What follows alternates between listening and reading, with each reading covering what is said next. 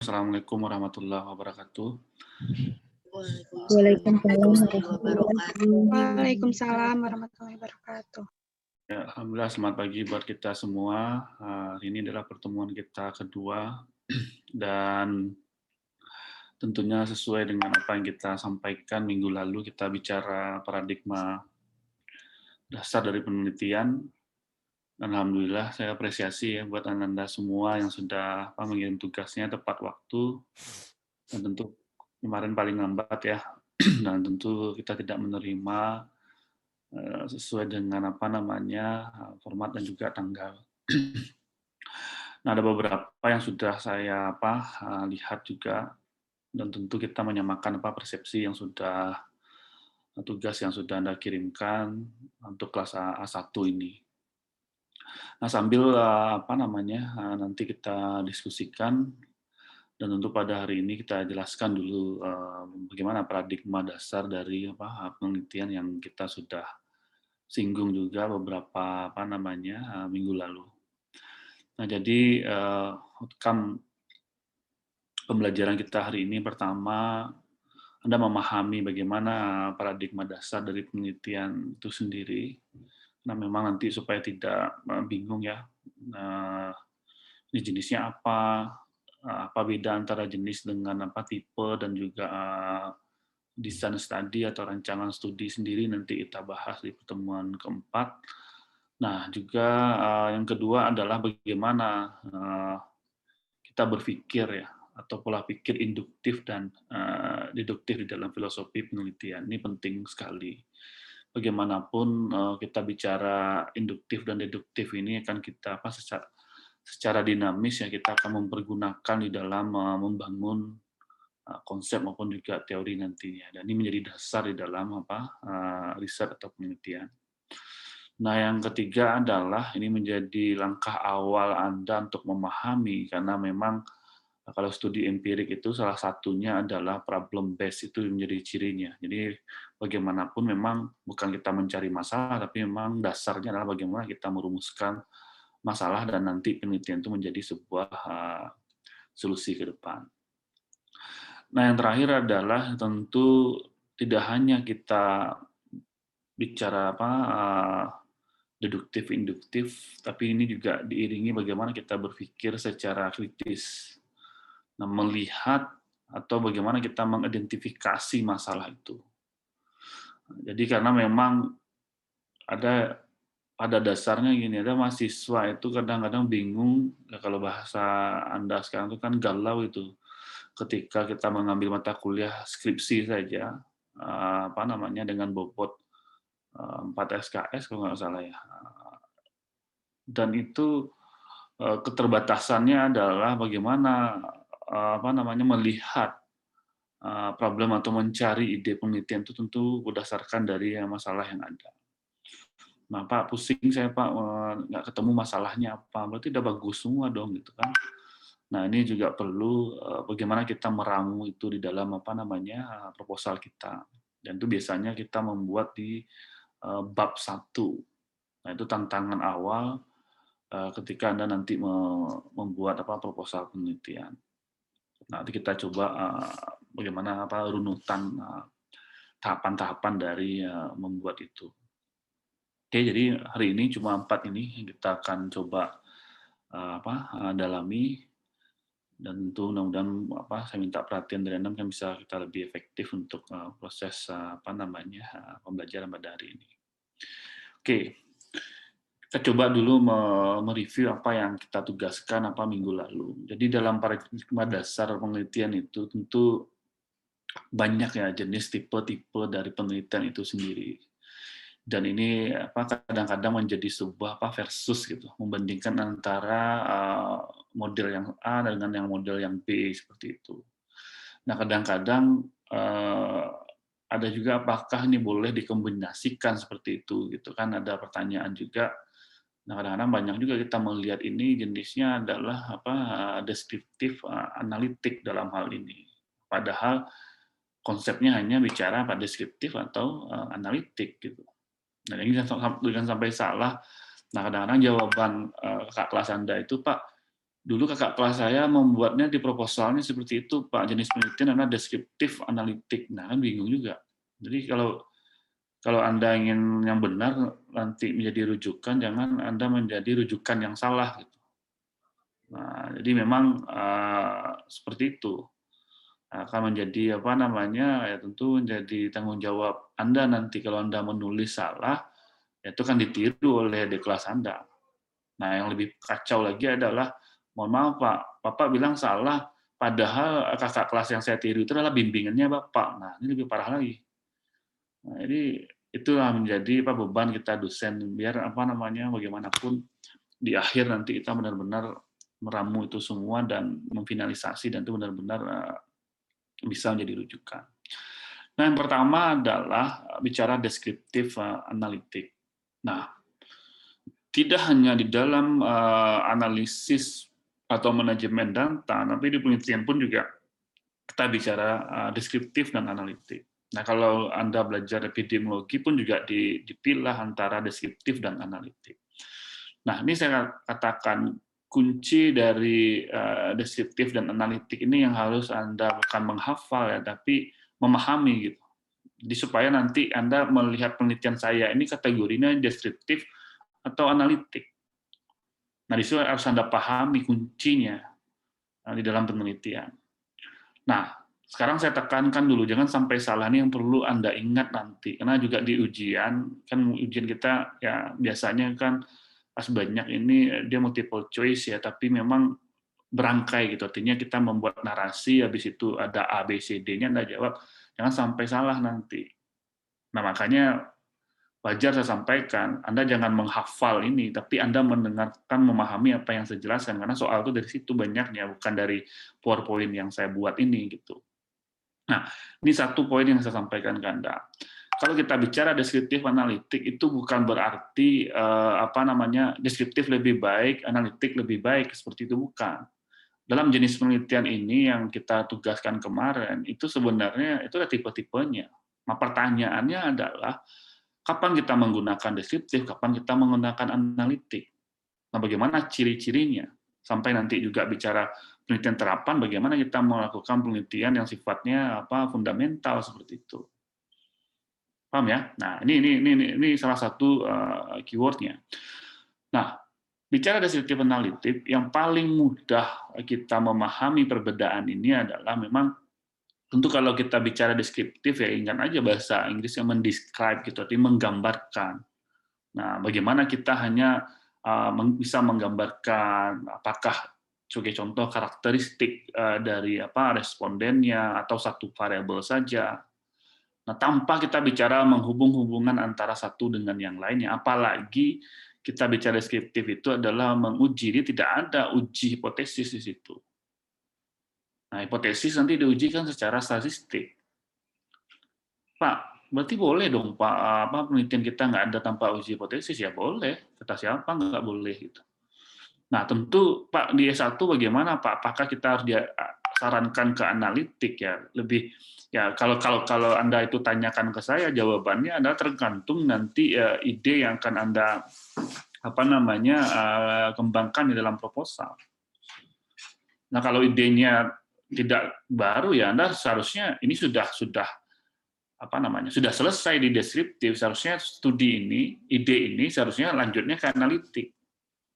Nanti saya kasih contoh perbedaannya. Ide seperti apa yang bisa deskriptif, ide seperti apa yang bisa analitik sifatnya. Itu yang pertama tuh. Nah, yang kedua adalah memang ini kuncinya nggak ada di slide ini, tapi di ujian keluar biasanya. Studi analitik itu didahului oleh studi deskriptif. Jadi nggak bisa Anda ujuk-ujuk langsung studinya analitik. Paham ya? Nah, tentu ini akan berbeda dia nanti ketika Anda membuat proposal. Kalau Anda sudah akan merancang, Anda studinya analitik, tentu di latar belakangnya Anda sudah mendeskripsikan bagaimana gambaran studi deskriptif yang sudah existing gitu, yang sudah berjalan gitu, yang sudah dipublikasikan, yang sudah ada laporannya. Ketika Anda ingin membangun studi analitik. Paham ya? Nah, latar belakangnya itu Anda buat. Nah, tentu ya bagaimana gambaran-gambaran studi yang selama ini yang sudah selesai, yang sudah tadi yang saya katakan yang existing yang sudah berjalan. Nah, yang kedua adalah biasanya kalau deskriptif itu kita hanya bicara komparatif, membandingkan daerah, terus kita melihat mendistribusikan kalau bahasa epidemiologinya ya distribusi frekuensinya satu variabel dan meskipun Pak, saya melihat deskriptif kok ada juga melihat hubungan ya. Hubungan bicara korelatif saja, tapi bukan bicara hubungan dalam hal ini hubungan sebab akibat gitu atau kausalitas. Jadi hubungan ini yang biasanya hanya melihat korelatifnya saja atau korelasinya saja seperti itu. Nah, tanpa menguji apakah dia bermakna apa tidak gitu. Nah, apalagi yang di ujungnya adalah dia tidak kita menyatakan adalah hubungan sebab akibat. Nah, terus kalau kita bicara analitik, kunci yang menjadi dasar di situ adalah memang harus ada hipotesis. Nah, hipotesis itu yang menjadi ciri kunci di dalam studi analitik ini. Nah, hipotesis dibangun tentu jelas bahwa bagaimana kita menghubungkan atau menguji satu variabel ya independen dengan variabel dependennya. Nah, kalau bicara independen ini banyak juga istilah, mungkin Anda bisa catat di beberapa buku. Independent variable disebut juga variabel bebas. Sedangkan variabel dependen adalah variabel terikat gitu. Ingat aja independen itu kan merdeka, independen berarti bebas gitu. Kalau dependen dia sifatnya terikat atau berkaitan seperti itu. Nah, ada istilah lain kalau dalam konteks epidemiologi independen disebut juga faktor risiko. Atau di sisi lain disebut juga penyebabnya seperti itu. Jadi independent variable itu disebut dengan risk factor atau faktor risiko atau determinannya kalau bahasa lain atau penyebabnya. Nah, sedangkan variable dependent disebut juga dengan akibat gitu atau disease-nya atau penyakitnya. Kalau kita dalam konteks epidemiologi. Makanya jangan sampai Anda bingung nanti. Nah, kalau di K3 lebih beda lagi tuh K3 Kessling. Nah, biasanya di dependent variable disebut dengan pajanannya atau stresornya atau exposure-nya atau paparannya. Nah, sedangkan nanti baru di dependent variable-nya itu disebut dengan biasanya ada yang mengatakan respon atau outcome-nya atau tadi sama dengan penyakitnya seperti itu. Nah, ini nanti kan kita detailkan nanti kalau nanti kita bicara variabel. Jadi jangan sampai salah nanti. Karena di ujian sangat banyak varian itu dan Anda harus bisa memastikan mana kategori yang independen, mana yang independen. Karena memang istilah-istilah ini beberapa buku dan pendekatan keilmuan kan berbeda dia. Tapi nggak usah pusing-pusing karena memang jelas mana yang bebas, mana yang terikat, mana yang penyebab, mana yang akibatnya. Oke, kita masuk yang kedua. Yang kedua adalah kita bicara penelitian terapan dan fundamental. Nah, satu kunci dulu saya katakan ke Anda, kalau untuk yang ini, kalau kita bicara penelitian terapan, itu biasanya kita di Kesmas lebih banyak penelitian terapan sebenarnya dibandingkan penelitian fundamental atau disebut dengan basic atau pure research ini. Karena penelitian dasar ini lebih banyak dilakukan biasanya untuk basic science gitu. Basic science ini adalah ya misal kimia, fisika seperti itu. Nah, tapi juga ada penelitian-penelitian dasar itu dilakukan oleh kita di Kesmas. Nah, biasanya fundamental itu lebih banyak cenderung researcher-nya itu atau peneliti itu ya menjadi sebuah inventor gitu. Jadi temuan dan yang menjadi nanti satu temuan yang baru gitu. Dan ini yang akan menjadi dasar. Nah, saya katakan ini yang menjadi dasar atau yang akan mendukung nanti penelitian terapan atau apply research. Sama juga kita bicara deskriptif dan analitik tadi. Nah, penelitian terapan itu memang dibangun kerangkanya, metodenya dari penelitian fundamental atau basic atau pure research tadi. Nah, contoh misalnya, kalau kita di Kesmas, misalnya gini, sebelum kita melakukan penelitian terapan, penelitian terapan saya adalah saya ingin melihat bagaimana determinan sosial dan lingkungan misalnya terhadap kejadian DBD di Sumatera Barat. Itu penelitian terapan saya.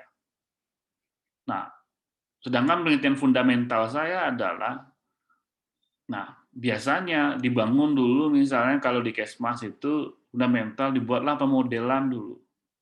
Nah, bisa jadi judulnya adalah pemodelan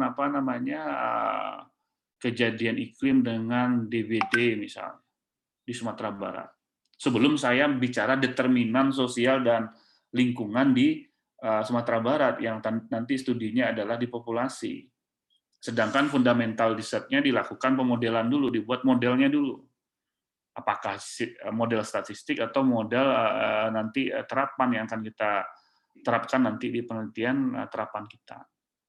Nah, Bu, model ini yang dibangun dan nanti dicoba atau di-apply atau diterapkan nanti di studi terapan atau apply research. Nah, seperti itu. Ya sama juga nanti kalau orang-orang misalnya Anda membuat sifatnya teknologi kesehatan misalnya, ya bisa saja Anda membuat, ada contoh yang saya bimbing juga, dia istilahnya machine learning ya, bagaimana dia membuat men-screening kanker serviks. Saya membimbing mahasiswa S3 itu sudah udah lulus ya, Pak Sobar namanya. Nah, kita membuat machine learning, membuat kuantifikasi bagaimana kita men-screening individu seseorang itu melihat probabilitas risiko dia kanker serviks, mulai dari sejak dini gitu. Apalagi dengan nanti pas dia dinikah gitu kan, catin itu calon pengantin itu kita bisa screening di situ. Nah, bayangkan kita membuat mendevelop modelnya dulu, machine learning-nya. Ya kalau bahasa machine learning itu semacam formula statistiknya dulu. Setelah itu kita uji coba di lapangan, nanti baru kita terapkan, dan baru nanti kita buat aplikasinya. Apakah nanti berbasis mobile phone gitu kan, nah itu sudah jadi juga, nah kita bisa men-screening itu. Jadi bisa juga nanti diidentifikasi bahwa, oh ya, secara individu kita bisa sudah probabilitasnya bisa kita ukur dari awal itu. Nah, itu sangat penelitian-penelitian seperti itu sangat ditunggu sekali untuk saat sekarang ini. Nah, kalau Anda mahasiswa S1 bisa membuat itu kan lebih bagus ya, nggak usah terlalu rumit-rumit, tapi sederhana, tapi bisa kita lakukan diterapkan di masyarakat. Nah, jadi memang kalau di public health, nah lebih banyak itu memang apply research. Nah, ini tinggal nanti dibagi. Kalau kita di S1, S2, S3 gitu bisa kita bagi.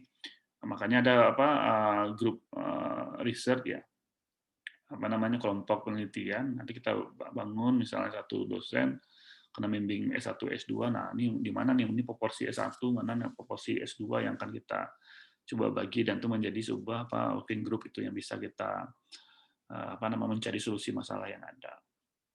Nah, jadi seperti itu ya saya semua. Jadi memang ini perbedaannya, biar nanti Anda tidak bingung nanti mana yang terapan, mana yang fundamental. Nah, oke, yang selanjutnya adalah bicara kuantitatif dan kualitatif. Ini yang paling sering yang kita dengar, yang mungkin Anda dengar ya, bahwa nah tentu kita di sini lebih banyak ke kuantitatif ya di metodologinya, sedangkan untuk penelitian kualitatif kan juga ada sendiri di mata kuliah. Nah, pertanyaannya adalah secara mendasar apa bedanya, Pak? Ini yang lebih mudah kita memahaminya adalah kalau kuantitatif itu lebih banyak kita bicara angka. Kalau bicara kuantitatif, jadi kekuatannya memang angka, artinya dalam angka ya tentu berhubungan dengan statistik, distribusi, uji statistik dan lain-lain. Nah, sedangkan kalau kita bicara kualitatif, itu memang kekuatannya adalah di kata-katanya. Nah, ini sulit juga diperdebatkan mana yang bagus kuantitatif dan kualitatif. Dia punya kelemahan masing-masing dan mempunyai kekuatan masing-masing. Nah, nanti saya jelaskan ke Anda. Nah, yang jelas adalah kuantitatif itu memang bicara kuantitas dan jumlah, makanya bicara probabilitas, bicara statistik gitu. Bicara angka tadi. Nah, memang dia sebenarnya lebih sifatnya apa? Ada istilah apa? Positivisme. Kalau di kualitatif ini nggak ada di sini ya, itu bicara motif dia. Jadi kalau di sini positivisme, sedangkan di kualitatif bicara motivisme gitu, bicara motifnya. Kalau bahasa yang lain, kalau di ilmu sosial, bagaimana dia mengkonstruk apa social evidence-nya. Nah, ini ada satu kunci. Kadang-kadang nggak semua solusi itu bisa di kuantitatif. Dan sebaliknya, kadang-kadang kualitatif lebih cenderung subjektif gitu. Sedangkan kalau kuantitatif, kalau orang statistik mengatakan dia lebih saintifik gitu. Tapi di sisi lain nggak bisa juga orang sosial, nggak bisa juga hanya melihat distribusi, kita tidak bisa mendalami secara motifnya. Makanya butuh juga kualitatif. Nah, tentu idealnya sekarang adalah itu disebut dengan mixed method, artinya metode di mix ini antara kuantitatif dan kualitatif. Ada contoh yang menarik. Ini mudah-mudahan menjadi Anda ingat selalu nanti pas contoh ini bisa saja nanti diuji di ujian ya. Karena juga di bank soal kita juga ada contoh ini yang saya sampaikan. Nah, jadi gini, di kuantitatif tentu lebih banyak kita bicara sampel dan sampelnya lebih banyak untuk kualitatif gitu dibandingkan kualitatif. Nah, tentu kan kita lihatkan distribusinya di lapangan. Nah, contoh misalnya kita ingin ya kalau teman-teman di AKK di peminatannya itu kan penelitiannya lebih banyak bicara pelayanan kesehatan. Ambil aja contoh, kita melihat bagaimana pelayanan kesehatan di rumah sakit misalnya. Melihat tingkat kepuasannya atau banyak unsur dari kepuasan. Nah, anggaplah kita melakukan penelitian kuantitatif. Pertanyaannya adalah, siapa menjadi sampel yang akan kita ambil? Apa yang bisa jawab? Pasien, Pak. Oke, pasien. Atau dalam hal ini kliennya atau pasiennya yang ada di rumah sakit itu tempat pelayanan. Oke, kita ambil pasien. Nah, tentu dengan metode yang sesuai dengan ini, bagaimana kita mengambil nanti jumlah pasien. Nah, nanti kita belajar nanti di metode samplingnya. Nah, sedangkan di pasien ini kan sifatnya insidental ya, artinya tidak tiap hari datang ke situ dan kita tidak mempunyai kerangka sampelnya.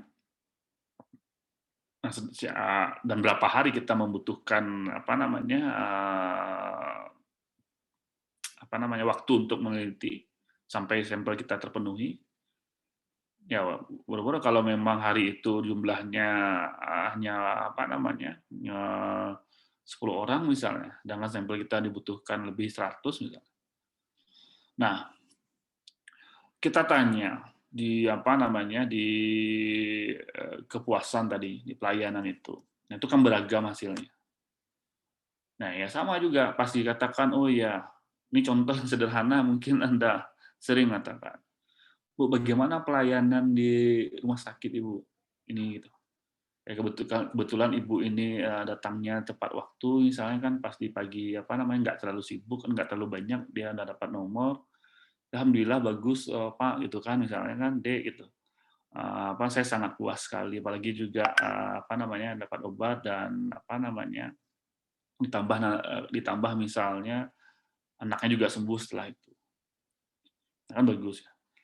Nah, ada mungkin satu responden yang lain, wah, saya udah nunggu dari ya kebetulan pas yang kredit gitu kan, saya udah nunggu lama dan artinya apa? Ada variasi hasil gitu di dalam distribusi secara kuantitatif.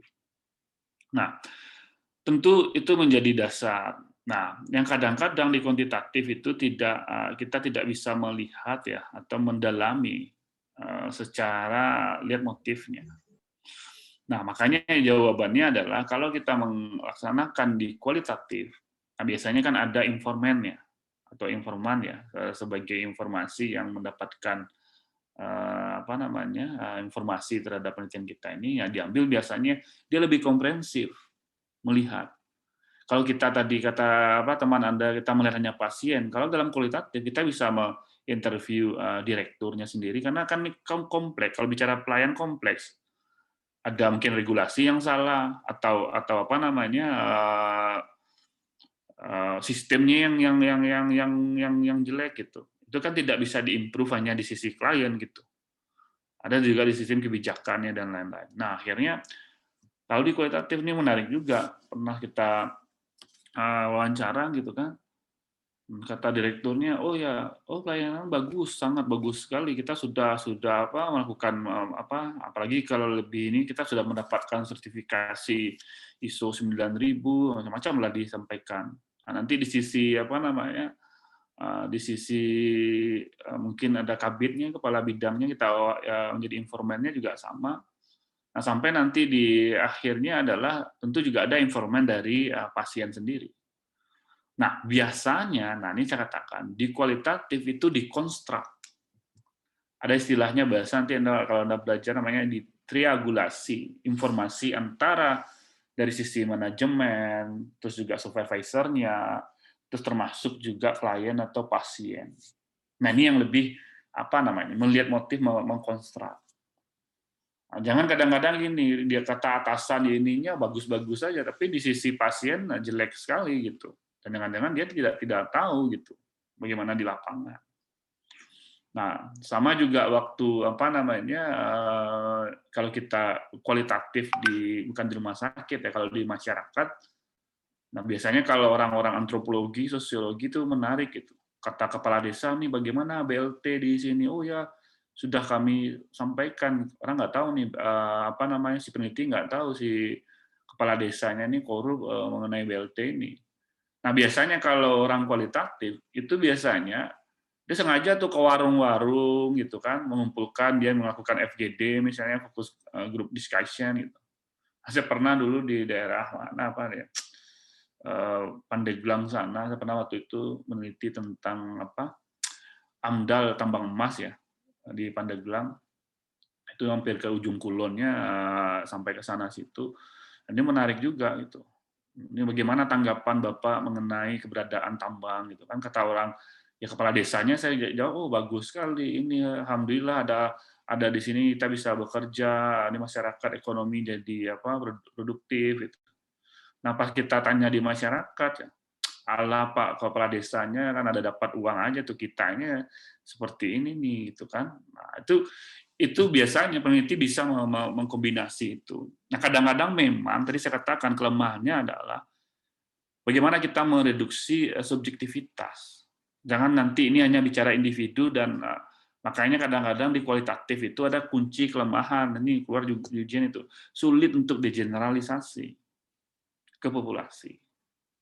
Nah, tapi kalau dengan metode yang sangat memilah informannya dan regulasinya. Nah, jangan salah, Anda di kualitatif pun juga ada softwarenya.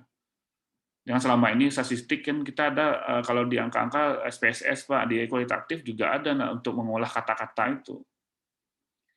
Nah, itu menarik juga. Nah, itu salah satunya adalah kita ada NVivo namanya, ada Notes, macam-macam software untuk kualitatif. Nah, saya pernah juga meneliti gempa. Saya nggak puas dengan penelitian kuantitatif karena saya membandingkan antara bagaimana kesiapsiagaan orang terhadap bencana gempa bumi dan tsunami di Kota Padang waktu itu di 3 zona itu, hijau, merah, dan orange gitu. Nah, itu saya melihat di kuantitatifnya itu ada yang agak aneh. Karena saya coba di kualitatif gitu, ditanyakan. Ada yang menarik menjadi yang saya sampaikan di jurnal saya itu adalah disertasi itu ternyata masing-masing zona tidak ada satu kata kunci yang sama. Dan itu tidak kita dapatkan, kita peroleh di kuantitatif, diperoleh di kualitatif. Jadi ada satu kata waktu itu di 2009 saya meneliti gempa itu, ada satu kata yang sama, baik di zona merah, hijau maupun oranye, satu kata yang keluar di Matibo saya lupa. Jadi ada sebuah keterpasrahan ke masyarakat gitu. Nah, ini kalau kita sebuah kata kunci, biasanya kata itu yang sama itu ketika diregulasi, dan itu menjadi poin kunci di dalam temuan dalam penelitian kita.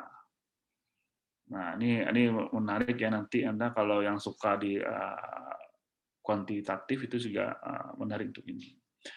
Nah, jadi memang Pak lebih mudah kualitatif atau kuantitatif ya. Sama beratnya. Kalau orang nggak suka statistik ya dia berarti ke kualitatif gitu.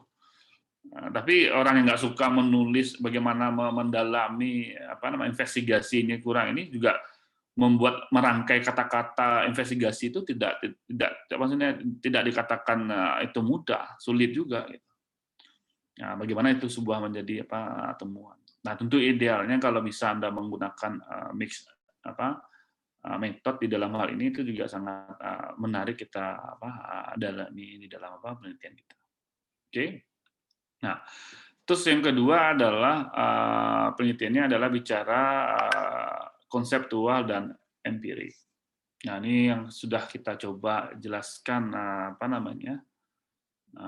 minggu lalu ya. Nah, sebenarnya tentu kalau konteks sekarang adalah kita lebih banyak penelitiannya sifatnya empirik. Artinya tidak hanya berdasarkan abstrak ide saja atau teori saja, tapi memang tentu dari pengalaman observasi saja, tapi juga memperhatikan sistem dan teorinya. Dan biasanya dua kunci empirik itu adalah kita melakukan penelitian yang kita akan verifikasi yang namanya percobaan atau observasi. Jadi bicara eksperimen dan observation itu observasi. Nah, karena memang percobaan atau uji coba, atau kalau bahasa lainnya adalah istilah lain perlakuan, dan observasi itu bagaimana kita mengamati. Nah, kalau dulu bicara konsep saja orang sudah bisa interpretasikan.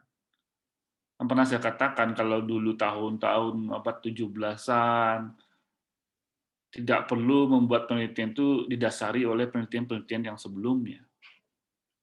Jadi dia duduk-duduk kayak saya katakan ya kemarin Alva Edison itu duduk di bawah pohon, dan ini gimana nih gratifikasi terjadi gitu kan, dan menemukan bola lampu kok bisa terang. Ini kan dia hanya dapat ilham saja seperti itu.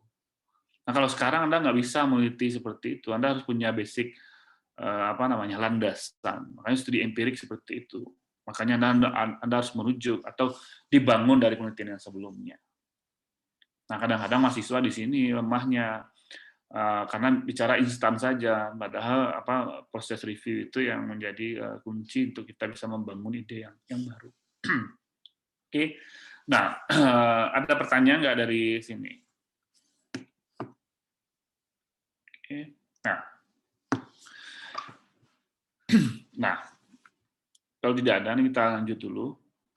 Nah, jadi di dalam kita ilmu kesehatan, inilah disebut dengan health research triangle ini. Jadi WHO menyebutkan kalau kita di kesehatan, apalagi di Kesmas, 3 ini yang harus Anda kuasai terkait kalau Anda ingin melakukan penelitian mengenai kesehatan.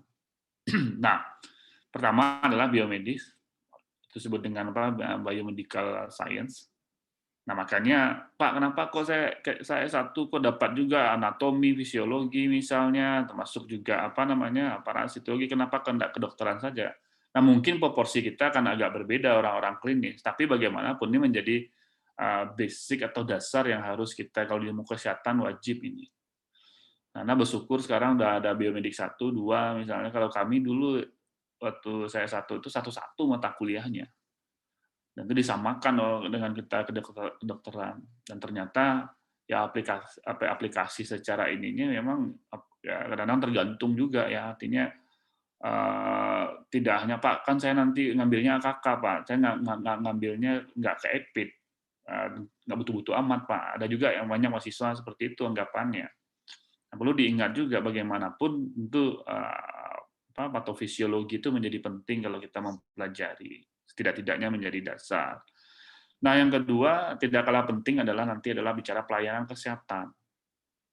Nah, health services ini banyak juga kaitan, tentu bicara health system, terus juga termasuk health system tadi ya, termasuk juga ekonomik gitu. Jadi kita tidak bisa dilepas dari situ. Nah, yang tidak kalah penting dari bicara penelitian ke depan juga adalah bicara ilmu perilaku. Nah, ya. Sekarang coba lihat, cara pandemi saja. Kalau secara virologinya ininya orang udah jago semua bagaimana virus menular. Yang paling sulit pemerintah sekarang apa? Ini paling sulit ini nih. Kalau secara epidemiologi ini yang paling sulit. Nah, akhirnya kalau kepala daerahnya punya mindset public health gitu ya seharusnya strateginya bagaimana perilaku masyarakat ini bisa disesuaikan gitu. Nah, jangan karena sibuk-sibuk bicara di sisi labor yang lain gitu kan. Sedangkan masyarakat nggak percaya aja ada sampai 50% terhadap COVID ini. Dan itu artinya gini, pemerintah menjadi sadar gitu bahwa ini yang paling sulit dirubah. Nah, kalau Anda mengikuti, coba Anda lihat ini khusus ya, ini menjadi tantangan juga Anda jadi riset nanti. Coba Anda lihat DKI Jakarta itu. Apa coba gubernurnya udah pintar ini.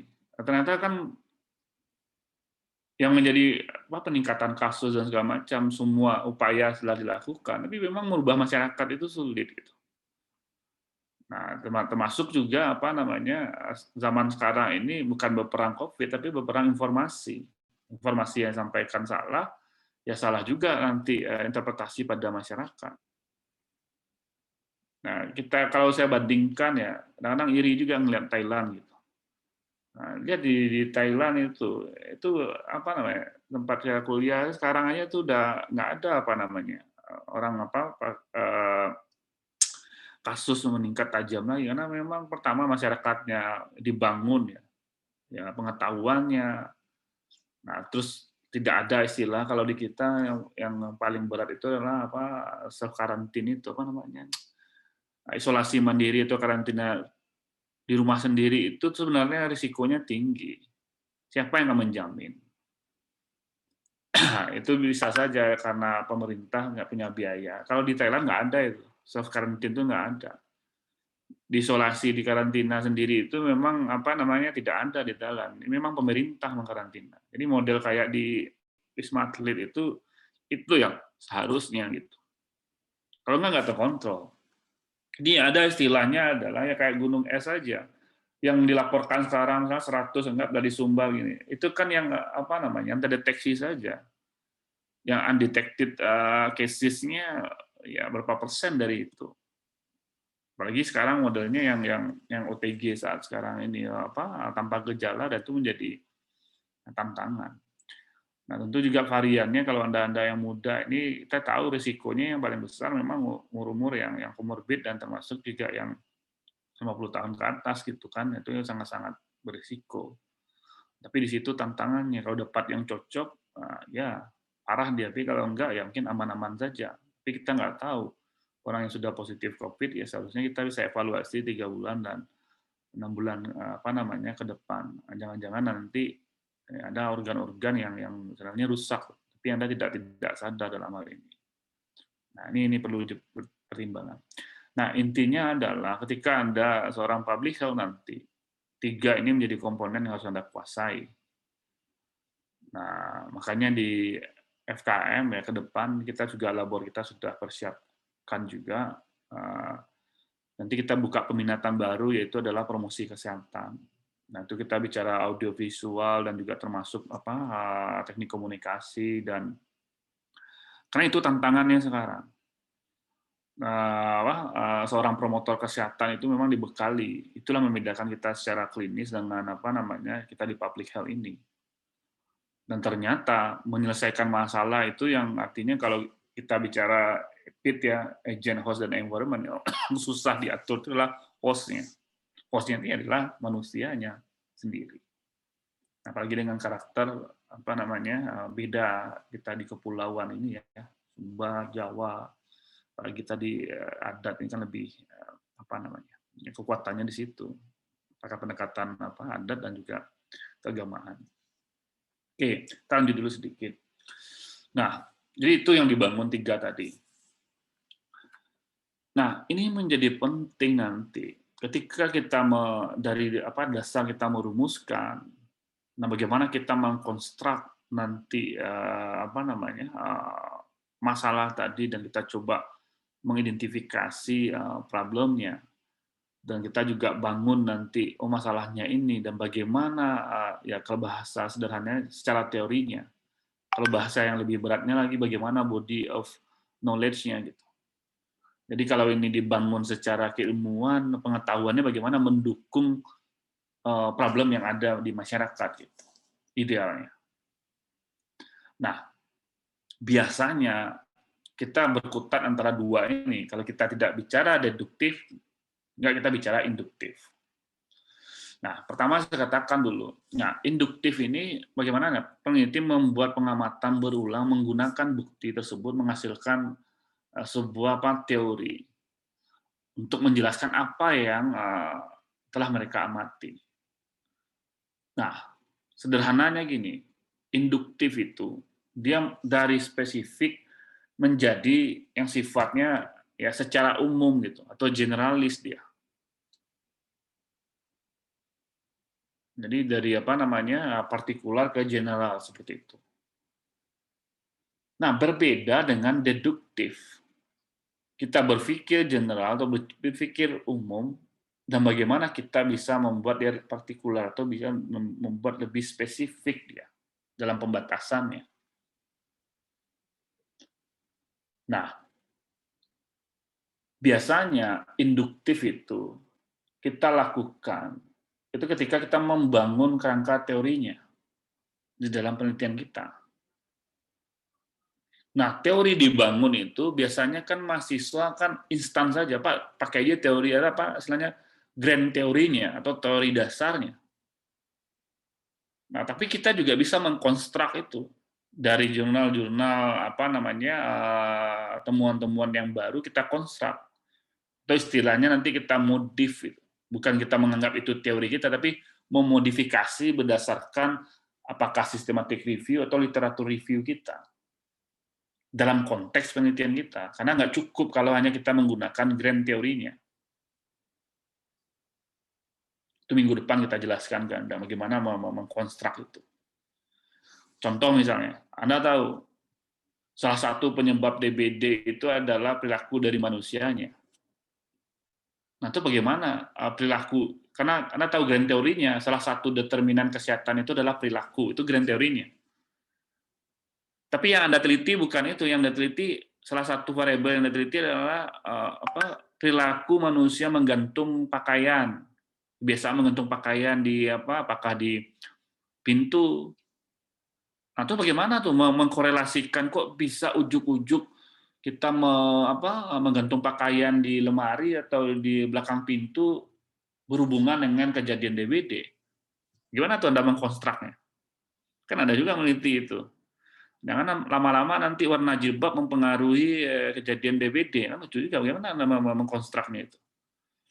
Terus sama juga dulu nih, pernah mahasiswa kan, karena Pak Dev suka warna orange kan nanti mahasiswa yang warna orange nilainya A, berarti ada hubungan antara warna jilbab dengan prestasi belajar mahasiswa. Gitu. Nah, itu kan nggak bisa seperti itu. Nah itu ada grand teori, nanti ada bagaimana Anda mengkonstruknya. Nah di sini kadang-kadang mahasiswa putus asa gitu. Putus asanya gimana? Pak nggak ada Pak, saya udah cari-cari nggak ada Pak. Gitu.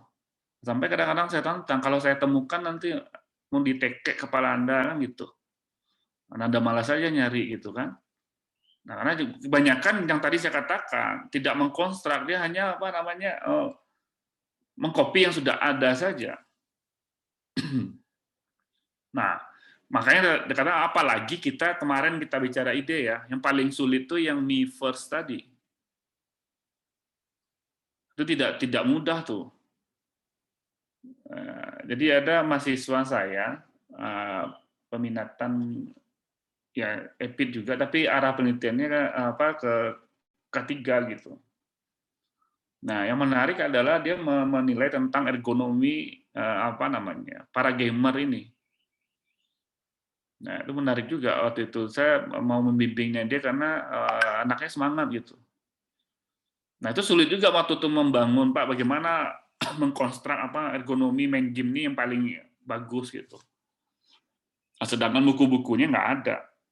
Yang ada ergonomi secara umum saja gitu loh di industri gitu. Nah, sedangkan dia punya populasi waktu itu Mobile Agent itu dia punya termasuk PUBG juga dia punya komunitas itu. Nah, saya menarik Pak karena memang udah ada juga yang sakit atau apa ini, tapi kita tidak tahu bagaimana menilai prevalensinya Pak. Nah, kalau yang seperti ini kalau dapat pembimbingnya kayak saya tuh saya semangat sekali tuh. Ada sesuatu yang baru dan tuh belum ada penelitiannya dan kita mengkonstruk tadi kerangka teorinya, kita berpikir induktif dulu sebelum kita berpikir deduktif. Jadi kalau membuat teori itu di proses induktif, sedangkan nanti membuat kerangka konsepnya adalah di deduktifnya. Karena kan dulunya kita membuat kerangka teorinya dulu, baru kerangka konsep. Di konsep itulah kita batasi nanti. Nggak semua yang ada teori itu kita teliti. Paham ya? Nah, di situ kita berpikir, kita membangun itu. Nah, itu menarik gitu, jadi tantangan bagi. Nah, akhirnya kita kumpulkan jurnal.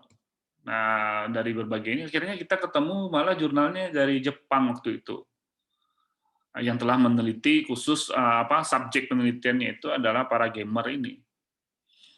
Nah, di situ dihitung apa saja variabel-variabel yang dihitung, sampai dia intensitas main, gadget apa yang digunakan, termasuk juga jenis aplikasinya, termasuk juga ukuran handphone dan lain-lain. Itu menarik sekali. Ya, sekarang saya juga ingin meneliti tentang aerosol transmission COVID yang di ruang tertutup ya di restoran. Itu menarik juga. Ternyata dari hasil review itu ada 9 indikator yang mempengaruhi terjadinya airborne penularan melalui udara ini. Ini yang seharusnya nanti hasil penelitiannya bisa saya sampaikan ke pemerintah. Ini seharusnya jadi kebijakan, apalagi sekarang udah sekolah melalui luring ini ya, sudah tatap muka. Nah, termasuk salah satunya saya sebut saja itu. Pertama adalah tentu kan bicara ventilasi, luas ruangan, tinggi plafon, jenis masker juga masuk variabel yang dinilai. Dalam bayangan saya orang pakai masker saja sudah cukup gitu. Tapi juga ternyata jenis masker pun juga apakah dia menggunakan jenis masker medis atau masker varian yang lain gitu. Nah, termasuk juga yang terakhir yang lebih yang waktu itu kita tidak sadar ketika saya mereview itu, termasuk juga intensitas volume seorang gurunya itu menyampaikan. Nah, faktanya sekarang ini anak saya juga SD, saya tanya gimana tuh gitu kan, ya gitu kan, anak-anak disuruh pakai masker, gurunya aja pas ngajar nggak ada pakai masker, dia bilang. Nah, ini kan fakta di lapangan gitu kan. Ya wajar saja kadang-kadang kan ibu-ibu atau guru-guru kan sesak nafas juga untuk ini. Nah, tapi bagaimana nanti droplet dan segala macam ininya itu bisa disimulasikan di dalam membuat itu. Dan jadi itu kita bangun dan nanti baru kita batasi. Nah, kalau Anda mau tuh bisa juga. Nah, baru nanti dibuat kuantifikasi formulasi dari probabilitas risikonya. Nanti saya kasih contoh ke depan. Oke, jadi gini ya, berpikir kita ilmiah bicara deduktif, induktif itu memang dari yang spesifik ke general kalau kita bicara induktif, sedangkan bicara deduktif adalah ya bagaimana kita dari general ke partikular atau yang lebih spesifik dalam hal ini. Oke, keluar di ujian itu. Jadi kalau induktif itu ketika kita membangun kerangka teori. Sedangkan kalau kita bicara deduktif dari kerangka teori menjadi kerangka konsep. Jelas ya, variabelnya tentu lebih banyak di teori dibandingkan konsep gitu. Disitulah kita berpikir yang namanya deduktif. Nah, kalau kita bicara induktif ya bagaimana ide yang sempit itu kita bisa memperluas. Karena juga ada faktor penyebab ini mendahului akibatnya gitu loh. Nah, contoh misalnya kita mau meneliti hipertensi. Hipertensi ini bisa saja posisinya mau di mana, apakah di outcome-nya atau hipertensi sebagai penyebabnya. Siapa yang bisa jawab? Kalau hipertensi sebagai akibat, apa penyebabnya? Makanan, pola tidur mungkin, Pak. Nah, merokok atau asupan garam yang berlebih itu adalah penyebabnya. Nah, kalau kita balik, ya kan? Kalau hipertensi sebagai penyebab, apa akibatnya? Kematian. Ya, disease-nya. Kalau itu apa namanya? Disease-nya apa? Jantung, Pak. Ya, Jantung, Pak. jantung koroner. Ya. Jantung koroner. Bisa katarak, karena bisa saja hipertensi juga mempengaruhi di situ. Apalagi kalau kita bicara diabetes mellitus. Itu istilahnya kalau dalam complex diseases itu. Jadi waktu saya kuliah di Harvard itu satu departemen epidemiologi itu ada satu peminatan sebenarnya complex diseases. Jadi bagaimana meneliti ruwetnya complex disease ya kemana-mana pun dia bisa. Dia tidak hanya bicara ada multi penyebab gitu. Salah satu yang penyakit yang diteliti itu adalah DM ini.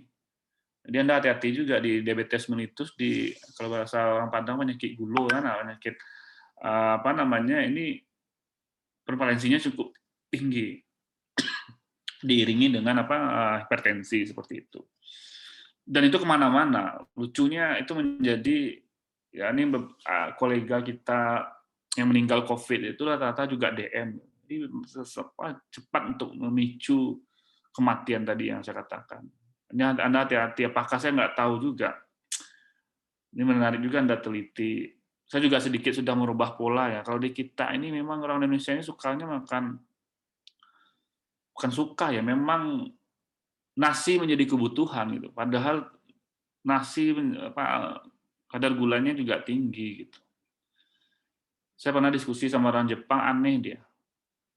Jadi pagi kamu makan nasi ya, siang makan nasi, malam makan nasi iya. Yang paling aneh dia itu adalah kok yang saya aneh melihat orang Indonesia tuh kok pisang digoreng gitu. Itu yang paling aneh dia tanya itu. Saya penasaran rasanya katanya kok pisang digoreng. Karena kalau di Jepang itu kan pisang dijadiin cake ya. Kalau kita digoreng. Belum saya sampaikan ngapain pisang es krim aja digoreng kalau di Indonesia saya bilang. Ketawa orang Jepang ini memang aneh. Jadi memang itu. Saya lihat juga pola di mana ya. Saya pernah ke Sri Lanka juga pernah saya melihat di di Thailand juga gitu. Jadi memang yang makan nasi setiap 3 kali sehari itu memang di Indonesia aja saya lihat. Di Thailand juga enggak. Dia paling kalau pagi jarang dia makan nasi. Ya sarapan yang ringan-ringan saja gitu. Malah juga salad buahnya juga sering saya lihat polanya. Saya kan sering juga lihat pagi-pagi ya kan. Nah, tapi kan di kita ya setidak-tidaknya ada juga di Thailand ya sarapan bubur juga ada lah ini gitu kan. Nah, ini juga perlu kalau prinsip saya gini. Kombinasi itu penting. Jadi Anda jangan suka itu aja gitu. Yang satu berlebihan yang sama pasti juga ada efeknya, ada dampaknya gitu. Nah, jadi kalau memang kombinasi itu menjadi ya saya kira juga inilah food combining yang bagus itu juga yang mudah-mudahan sehat lah ke depan gitu. Tapi memang kadang-kadang kita sukanya itu, saya suka tahu Pak, saya suka tempe, makan tempe aja, tahu aja, nanti juga ada juga akibatnya ke depan gitu. Karena juga tubuhnya juga butuh kesetimbangan tadi. Oke, nah kita lanjut lagi.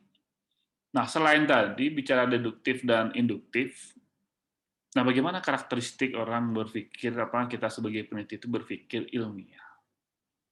Nah, pertama adalah yang kan kita lihat hubungan nanti adalah hubungan sebab akibat. Atau sebut dengan apa tadi istilahnya kausalitas. Itu keluar tuh biasanya satu soal itu multiple choice apa namanya, kadang-kadang mahasiswa juga salah juga jawabannya itu, dia nggak tahu juga kausalitas itu apa, padahal bicara hubungan sebab akibat. Pak, kalau nggak kausalitas bagaimana, Pak? Ya hubungan biasa saja, itu tadi sampai bicara korelasi, tentu kan studinya juga nggak analitik seperti itu. Nah, memberikan bukti apa hubungan sebab akibat secara apa ilmiah atau alamiah itu, atau juga bisa kita scientific atau academic approach-nya atau pendekatan akademik. Nah, apa contohnya? Nah, contoh yang bisa kita lihat adalah ini sering saya sampaikan kalau di mata kuliah apa epidemiologi sebagai pengantar, apa kalau di epidemiologi itu kan ada konsep penyebab ya. Jadi ada satu chapter apa di mata kuliah di EPID analitik, yaitu ada konsep penyebab gitu. Nah, lihat satu contoh yang paling sederhana bicara hubungan sebab akibat ini. Saya pernah mengatakan dulu sama kan kita waktu kecil gitu kan main hujan-hujanan, habis itu demam. Terus kata orang tua kita, ya udah karena kamu demam karena main hujan-hujanan. Pertanyaannya adalah apakah hujan menyebabkan kita demam? Kan tidak. Nah, kalau bicara hubungan sebab akibat itu yang akan dinilai. Sama bicara kanker paru disebabkan oleh rokok, apakah rokok menjadi sebab akibat kanker paru? Nah, tentu kan ada istilahnya, kriteria yang harus dipenuhi. Itu adalah apa? Bradford Hill itu sudah menjelaskan teori bagaimana kriteria hubungan sebab akibat itu. Ini kalau saya katakan, bisa saja Anda mengatakan dia hubungan sebab akibat. Contoh misalnya, dulu waktu SD kita mau pacaran, terus mau kebelet mau BAB. Kata teman Anda, ambil batu, simpan di saku, BAB Anda tertahan. Seperti itu, Anda pernah coba dan itu berhasil gitu. Nanti kalau Anda ingin buktikan, ternyata ya bagaimana kita menjelaskan secara ilmiah gitu, bahwa BAB kita tertahan karena menyimpan batu di saku. Gitu. Nah, di dalam penelitian juga seperti itu juga di awal saya katakan. Kadang-kadang orang yang dipikirkan tuh ada gini. Jadi gini. Saya punya teman dulu di UI itu advertising gitu, jurusannya periklanan.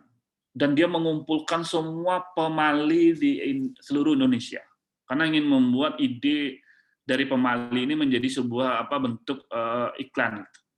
Anda tahu kan pemali? Kalau bahasa Padangnya apa pemali? Cek orang tua-tua, kan disebut pemali. Nah, yang sudah apalagi sudah menjadi norma gitu. Anda kalau saya nggak tahu Anda waktu itu SD apa TK atau belum lahir. Jadi ada dulu iklan Pepsodent atau apa gitu, saya lupa, atau Ciptaden atau Close Up saya nggak tahu. Jadi gini, di iklan itu dibuat gini, gigi atas buang ke bawah, gigi bawah buang ke atas kan gitu. Itu salah satu yang menciptakan ide itu adalah dari teman saya yang kerja di advertising. Kan itu kalau dulu di Blok M itu paling terkenal nama advertisingnya Warna, dia kerja di situ karena di Taman UI. Dan saya menarik diskusi sama dia itu, semua pemali ini dikumpulin gitu.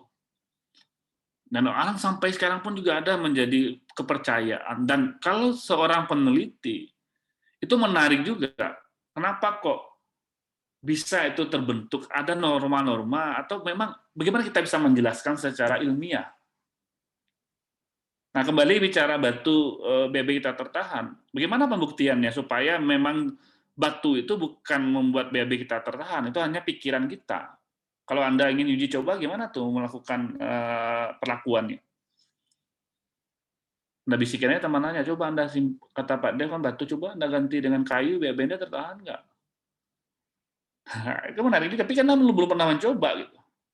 Waktu di kelas dulu saya pernah cerita, waktu zaman saya nggak tahu Anda SMA atau demam batu akik kan ada tuh, semua orang punya batu semua, batu cincin semua. Mahasiswa itu jawab, oh ya bisa juga tuh Pak Dev, ada batu yang mengeluarkan radiasi yang bisa ususnya bisa mendapatkan radiasi itu, memang akhirnya stimulusnya sampai ke otaknya, BAB-nya tertahan. Wah, Hebat juga Anda mempunyai analisis seperti itu ya. Bisa juga kalau Anda teliti gitu kan. Nah, tapi itu banyak fakta. Kadang-kadang tuh berangkat dari tadi kata Pak Homali tadi. Itu banyak juga itu yang lain-lain. Jangan jangan bantal taruh di kaki, terus jangan Anda duduk di antara pintu, macam-macam itu orang tua kita sebut itu. Nah, nanti terjadi ini. Dan itu salah satu menarik ya orang membuktikan dalam hal ini. Jangan-jangan selama ini tidak pernah kita teliti dan itu bisa sebenarnya dijelaskan secara ilmiah. Nah, terus satu lagi adalah, juga salah satu itu memang awalnya dibangun dari tadi saya katakan ada asumsi-asumsi, ada prinsip-prinsip tertentu sebelum dalam pembuktian itu. Jadi memang dirunut dia. Nah, jadi kalau saya kasih kuncinya, yang paling berat itu di dalam penelitian memang membangun membuat literatur review-nya itu, membangun dari asumsi-asumsi itu diikuti dengan rujukan yang jelas gitu. Ini perlu nanti Anda persiapkan. Nah, terus satu lagi adalah memang pemikiran ilmiah itu didasari dengan hipotesis. Dan untuk memverifikasi konsep kita nanti dalam pembatasan tadi. Nah, terus jangan kita membangun atau berpikir ilmiah itu jangan masuk di dalam emosional kita gitu loh. Dia akan menjadi bias dia. Prasangka pribadi dan kita yang harus itu adalah memang kita objektif menilai. Jangan subjektif gitu. Apalagi juga masuk emosional kita. Karena juga nanti akan bias hasilnya. Saya pernah juga menguji ini pelajaran buat Anda ya. Ini pengalaman juga saya sampaikan ke Anda. Saya pernah menguji mahasiswa. Kita itu agak curiga juga waktu itu, karena kita tanyakan sampel yang Anda ambil siapa. Nah ternyata karena dia penelitiannya di kampungnya dia, yang diambil keluarganya dia semua gitu. Waktu itu yang mengungkap itu agak curiga karena kan kita master tabelnya itu datanya kan kita lampirkan di dalam itu. Kok alamatnya sama, ininya sama gitu. Dan waktu itu dikatakan ya kebetulan kondisi sekarang ini memang dia orang tua saya atau tante saya eligible untuk diambil sampel Pak gitu. Ya kan beda juga kalau memang dia kerangka sampelnya ada nama tantenya ya bukan dia sengaja kan berarti kan di random berdasarkan kerangka sampel. Tapi kalau itu kan menjadi subjektif dia, tidak objektif kita menilai. Nah itu juga ada bias. Terus sama juga waktu kita meneliti misalnya. Nah, biasanya mahasiswa atau kami di lapangan itu kan mengasih reward ya, artinya ketika kita melakukan wawancara, nah waktu pernah saya di Pekanbaru itu dikasih rewardnya adalah kayak sembako gitu. Hati-hati juga Anda di lapangan nanti. Pas kita kasih sembako, yang tadinya mencari kriterianya sulit, orang akan berbondong-bondong mengejar kita sebagai enumerator atau pewawancara. Saya juga sakit Pak, saya ingin diwawancara. Itu udah bias juga. Kenapa? Si masyarakat berharap sembakonya. Yang tadi tidak sakit, seolah-olah jadi sakit gitu. Padahal kita bukan mencari sakit tidak sakit, kita menginterview yang artinya lebih objektif kita menilai. Karena kerangka sampel yang sudah sesuai yang kita bawa. Akhirnya kita jawab, oh ya ibu nggak eligible kita ini karena sudah ada list nama yang kita akan wawancara. Iya, situ tadi udah dapat sembako Pak, kita juga mungkin sembako, itu kan berbeda. Nah, nanti makanya kalau bisa memang hati-hati juga Anda mengasih reward nantinya. Apalagi nanti bagi-bagi uang, dikira Anda nanti caleg atau apa gitu kan. Itu banyak juga pengalaman kita di lapangan. Nah, intinya apa? Jangan sampai subjektif kita menilai nantinya. Itu khusus nanti kalau kita bahas bicara bias atau bias ya. Itu ada macam-macam gitu, misklasifikasi, juga bias informasi dalam hal ini. Nah, selanjutnya adalah memang kita mau pengukurannya yang akurat, observasi yang dari kontribusi dalam situasi. Nah, selanjutnya memang nanti pendekatan kita kuantitatif ya, tentu pemikiran ilmiah ini memang didasari juga ya, artinya salah satu tools yang gunakan statistik ya. Statistik itu kan metode probabilistik yang bisa kita gambarkan atau mengeneralisasi. Kalau istilah lain disebut dengan inferensial statistik ya, atau biostatistik inferensial, bagaimana ukuran sampel kita bisa generasi ke populasi, parameter populasi. Itu nanti kita menggambarkan kesimpulan. Nah, ini yang perlu Anda ingat nanti, ketika Anda di lapangan, Anda membuat proposal, pertama adalah, ini pastikan dulu, lokasi dan definisi masalah. Nah, ini poin pertama ini. Kalau nanti Anda ke lapangan atau ingin membuat proposal, inilah disebut dengan ada data pendahuluan atau studi awal untuk membangun itu, untuk melihat bagaimana di lokasi dan definisi masalah di lokasi itu. Nah, makanya kalau ingin mudah, jangan nanti gini, ini Anda ingat betul, saya sampaikan, jangan sampai Anda salah menjawab seperti ini nanti di ujian. Contoh misalnya gini, ada pertanyaan dosennya pas ketika Anda nanti ujian proposal, kenapa Anda mengambil lokasinya di Agam atau di di desa ini atau di nagari ini? Ya karena kampung saya di sini, Pak. Nah, itu udah gagal itu. Kalau itu jawabannya. Karena saya tinggal di sini, Pak. Saya ingin lebih mudah meneliti di sini, Pak. Ini saya ingatkan ya, itu kadang-kadang secara latah gitu bahasa ininya, itu kadang-kadang mahasiswa jujur aja jawab gitu. Nah, itu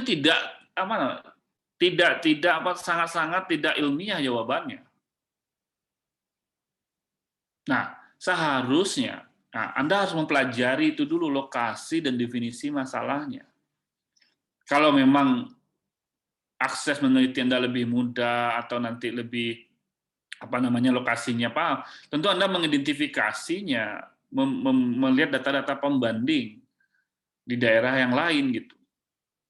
Dan apakah urgen Anda teliti di situ? Kalau enggak, Anda harus mengangkat apa masalah yang paling urgen dibandingkan daerah-daerah atau nagari yang lain di kabupaten atau kota Anda teliti.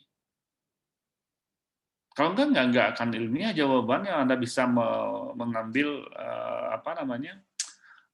justifikasi bahwa itu tempat yang kita tetapkan gitu. Nah, ini ada yang lebih parah lagi karena yang menanyakan penguji, sedangkan pembimbingnya kan sebagai pembimbing itu yang jawab, kenapa Anda meneliti ini? Ya karena pembimbing saya menyuruhnya ke sini, Pak. Atau lebih parah lagi itu. Nah, jadi seharusnya jawabannya ini ya Anda membangun tadi dan Anda butuh definisi ini. Nah, satu lagi adalah ya survei pengalaman masa lalu dalam masalah pendidikan sebelumnya yang sudah tersedia. Nah, ini biasanya existing data yang sudah ada. Nah, ini Anda bangun, Anda bisa dapatkan dari Pak Kapukesmas, dari Dinas Kesehatan, atau dari Pemko yang terkait dengan data yang akan Anda ambil. Oke, nah selanjutnya adalah merumuskan hipotesis yang mewakili solusi tentatif dari masalah. Ini nanti kan kita bangun, oh ya, apakah kita mencurigai ada kontribusi kita melihat ada banyak penyakit kulit di sana misalnya. Ternyata juga di daerah itu banyak orang melakukan peti itu, penambang emas tanpa izin. Ternyata kita tahu salah satu model penyakit kulit yang reaksinya seperti itu adalah dari review itu adalah misalnya keracunan merkuri misalnya, atau reaksi dari alergi. Nanti kita bisa apakah ada penyebab antara penambang peti ini dengan kejadian penyakit di daerah itu. Nah, ini kan dulu Anda di Damas Raya di mana di Sijunjung itu juga menarik untuk kita teliti itu, dan kita bisa melakukan analisis risiko. Ini nanti dalam verifikasi itu membangun sebuah hipotesis apa yang ingin kita buktikan. Ini juga sama ya di bawahnya. dan tentu ujungnya adalah bagaimana kita merumuskan mengeneralisasi. Oke. Nah, jadi dari keseluruhan tadi adalah ini dia. Jadi bagaimana hubungan antara teori riset penelitian sebelumnya dan dengan hipotesis. Nah, ini saya kasih contoh. Mahasiswa banyak ketika membangun hipotesis, dia melihat dari sini saja nih, kerangka teorinya saja. Dan ini diambil dari buku atau textbook. Dan ini kadang-kadang sudah kuno gitu. Sudah out of date gitu. Nah, seharusnya kalau Anda ingin membangun yang lebih bagus, yang baik gitu, Anda lebih banyak proporsinya di sini. Nah, karena mahasiswa malasnya di sini, karena apa? Nggak mau baca jurnal, nggak mau baca penelitian-penelitian yang sebelumnya yang terkait ini. Nah, kalau bisa yang terbaru tahun ini atau tahun yang kemarin. Kalau buku dibangun dari jurnal-jurnal yang tahun jebot gitu. Nah, Anda bisa membangun grand teorinya di sini, nanti pengembangannya adalah Anda bisa menambahkan dengan jurnal penelitian. Nah, kalau lebih terbaru lagi, Anda bisa melihat proceeding conference, itu lebih baru lagi idenya. Tapi meskipun itu belum terpublikasi. Tapi ide-ide biasanya kalau kita lihat conference atau seminar nasional, internasional, itu kan lebih banyak segar idenya. Nah, kadang-kadang konsep dia baru ini. Nah, ini kita baru bangun hipotesis. Nah, baru kita lakukan penelitian. Nah, jadi ketika penelitian nanti yang lanjutannya kita membangun penelitian yang baru lagi. Jadi inilah yang dikatakan riset itu yang berulang-ulang. Kita bangun hipotesis baru, kita buat lebih baik dari yang sebelumnya, kita meneliti lagi, nanti baru ujungnya apakah kita sesuai dengan teori yang sebelumnya, atau kita menyanggah teori itu, kita menemukan sesuatu yang baru gitu, fenomenanya. Nah, inilah untuk memperkaya pengetahuan, dan inilah ibaratnya diagram ya. Siklus bagaimana apa yang kita kerjakan kalau kita sebagai peneliti ke depan. Nah, ini mudah-mudahan menjadi bekal nanti buat Anda ya, bisa ya ingat betul, jangan sampai hanya kita berpaku pada buku textbook saja yang biasanya grand teori, atau ya di jurnal pun sebenarnya teori juga ada ditulis gitu, sebuah konsep, dan itu menjadi dasar di dalam membangun hipotesis ke depan. Nah, saya kira ini yang terakhir menurut saya. Jadi bagaimana kita menjadi seorang peneliti yang baik gitu. Pertama adalah peka dalam bidangnya. Jadi di Kesmas kan sangat luas ya.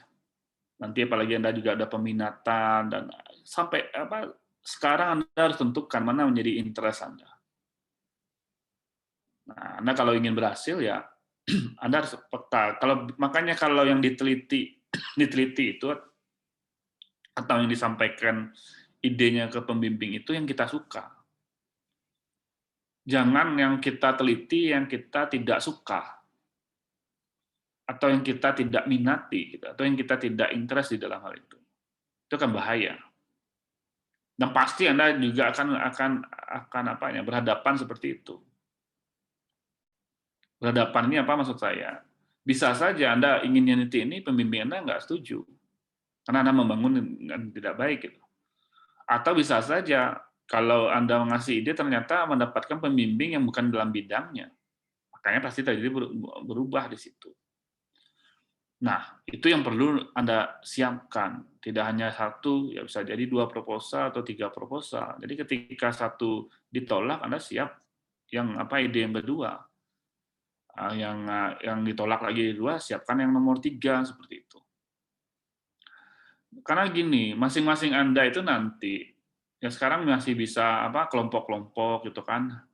Istilahnya hahaha masih senang-senang, nanti pas waktu udah skripsi itu udah mainnya ada individu, Anda urus sendiri-sendiri.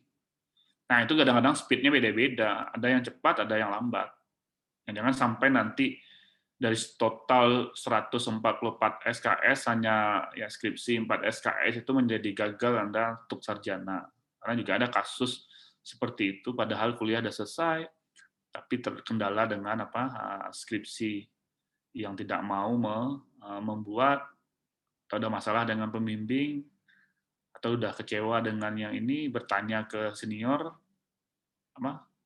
bertanya ke teman sudah wisuda, bertanya ke adik kelas, malu, akhirnya pindah kuliah.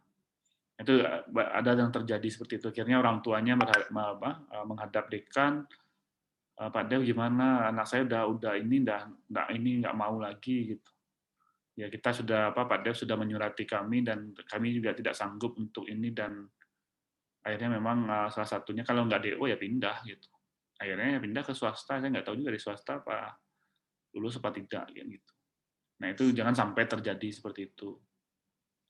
Karena juga ada kasus-kasus yang seperti itu ya memang nggak banyak ya, tapi ada 1-2 itu pas awal-awal dulu ya, dan memang macam-macam kendalanya.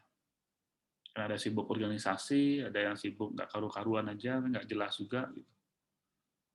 Termasuk juga ada saudara sepupu saya kuliah di Bandung, akhirnya penyesalan sampai sekarang hanya bicara skripsinya saja yang nggak selesai, akhirnya nggak jadi sarjana. Yang paling beban berat itu adalah kecewa orang tuanya. Nah itu yang menjadi pukulan berat bagi dia, karena waktu itu dia kuliah itu dia berbisnis. Nah, jadi gini, ternyata bisnis pun juga gagal. Itulah pelajaran hidup gitu. Tapi bagaimanapun Anda nikah pun ya, Anda juga bagaimanapun orang tua kan ingin Anda apakah nanti digunakan ijazahnya apa enggak. Tapi yang penting kan orang tua menyelesaikan atau menjawabnya, Anda harus sarjana, kan seperti itu. Itu jangan sampai Anda gagal. Apalagi saat sekarang ini kan berat ya tantangan ke depan. Oke. Nah, terus satu lagi adalah memang beradaptasi pada masalah, ini sudah saya jelaskan, problem based tadi. Nah, penguasaan di lapangan harus Anda miliki. Nah, ini biasanya kalau yang sudah bekerja ya akan lebih cepat seharusnya dibandingkan Anda yang belum bekerja ya. Tentu Anda bisa bertanya nanti ke pembimbing dan juga pengelola program misalnya kalau terkait dengan program di kesehatan gitu kan. Nah, ini pandangan juga ilmiah dan wawasan. Nah, ini satu lagi adalah berpikir reflektif di lapangan yang akan dipelajari. Memang harus sabar ya kalau kita meneliti itu. Ini yang paling berat nih ini nih. Jujur dan menjunjung tinggi hasil karyanya. Jadi kalau peneliti itu salah nggak apa-apa. Namanya kita meneliti kan bisa salah. Makanya nanti dibenarin sama orang lain gitu. Kalau memang kita ada kesalahan atau kita belum sempurna, nggak ada yang sempurna. Tapi nggak boleh itu adalah kita berbohong. Nah, kalau kita salah ya akui kesalahan. Kita salah, ini belum sempurna. Ada kesalahan di awal. Karena kita bagaimana kita meminimalkan kesalahan itu. Nah, error itu salah satunya bias itu kan. Bias itu adalah error atau kesalahan. Nanti khusus itu nanti kesalahan ada yang sifatnya sistemik ya. Nah, yang random juga ada seperti itu. Nah, ini yang nggak boleh itu adalah Anda berbohong. Nah, itu yang wajib nih. Kalau salah ya wajar saja. Nanti kita buat lebih baik lagi atau nanti akan melanjutkan yang lebih baik lagi. Tapi kalau udah peneliti berbohong ya akhirnya ini menjadi rusak integritas, termasuk juga reputasi Anda sebagai nanti peneliti atau ya akademisi dalam hal ini. Termasuk nanti kalau Anda ya tentu ya gelar sarjana bisa hilang, malu sama orang kan itu. Ini yang tidak perlu, yang harus ditanamkan dari awal. Nah, saya kira ini langkah-langkahnya. Anda persiapkan mulai dari langkah pertama adalah menentukan bidang penelitian Anda. Ya, ini exercise ya bagi Anda ya. Sekarang coba merenung, habis ini Anda merenung di kamar atau di di rumah. Pastikan saya mau meneliti apa nanti bidangnya. Setidak-tidaknya sudah ada draft proposalnya dan Anda buat mereviewnya nanti di tugas berikutnya. Nah, langkah kedua adalah mengembangkan penguasaan atas lokasi tadi. Harus bidang spesialisasinya, Anda bisa spesifik di situ. Dan yang ketiga, Anda harus meninjau ya, dilakukan di lokasi untuk mengetahui bagaimana tren terbaru dan penelitian di lokasi tersebut. Nah, untuk menentukan lokasi nanti Nah, yang keempat nanti baru Anda mereview, harus pertimbangkan juga menjadi prioritas penelitian karena banyak artinya kalau bicara induktif tuh banyak bagaimana nanti membatasinya melalui proses deduktif. Nah, yang kelima adalah ya pertama nanti ya dia harus menarik analogi kita nanti wawasan dalam mengidentifikasi masalah atau dasar pengalaman lapangan untuk menentukan masalah, dan salah satunya itu adalah memang Anda harus banyak berdiskusi dengan pembimbing ya, atau seseorang yang ahli, atau biasanya kalau di program itu ya Anda bisa minta izin dulu surat izin melalui dinas kesehatan untuk bertemu orang program untuk berdiskusi kira-kira apa problemnya dan apa menarik untuk diteliti. Apalagi terkait COVID ini menarik banyak sekali yang akan diteliti. Nah, baru nanti di yang keenam Anda harus menunjukkan aspek tertentu dari masalah yang akan diteliti. Itu kan lebih spesifik untuk menentukannya. Oke, nah saya kira itu untuk hari ini. Anda nanti memulai, Anda sudah mendapat gambaran paradigma tadi dan termasuk tahapan problemnya, dan apa itu deduktif dan induktif, dan langkah-langkahnya, dan besok baru kita antarkan Anda bicara kerangka konsep, dan nanti juga bicara variabel ke depan. Oke, silakan kalau ada pertanyaan. Kita buka. Ya. Jangan lupa ya absennya PJ bisa login Google Form, dan nanti terakhir posisi kita sampai sekarang 53 orang, berarti 53 dengan saya. Oke. Ada? Kalau tidak kita cukupkan, dan pasti Anda siap nanti ujian ya. Dan untuk tugas selanjutnya minggu depan akan saya jelaskan ke Anda, karena memang lebih lengkapnya untuk nanti di angka konsepnya nanti baru kita jelaskan tugas, dan juga termasuk juga pembagian kelompoknya nanti. Oke, kalau tidak ada kita cukupkan sampai di sini. Mudah-mudahan apa yang kami sampaikan bisa Anda pahami. Dan ini saya coba mulai dari hari Sabtu kemarin ya, memang kecewa juga island-nya ini sangat sulit diakses. Saya nggak tahu di Anda sulit nggak diakses itu. Agak coba dapat gambaran dulu bisa jadi evident bagi saya. Susah nggak island-nya diakses? Siapa yang bisa jawab? Ada yang mudah atau beberapa hari saya coba hari Sabtu kemarin juga susah diakses ya, tapi bisa juga, tapi untuk menguploadnya agak berat gitu. Rencana saya gini aja untuk sementara, kalau nanti ini bahan-bahan yang kemarin saya kirim aja ke PJ ya, nanti bisa tolong di-share ke teman-temannya untuk bisa melihat materi yang sudah kami sampaikan sebelumnya. Termasuk juga link video yang bisa Anda ulang kembali untuk bisa mereview dari apa yang sudah kita sampaikan. Saya kira itu. Terima kasih atas perhatiannya. Saya sudahi. Wabillahi taufiq wal hidayah. Assalamualaikum warahmatullahi wabarakatuh. Waalaikumsalam warahmatullahi wabarakatuh. Terima kasih, Pak. Terima kasih, Pak. Terima kasih.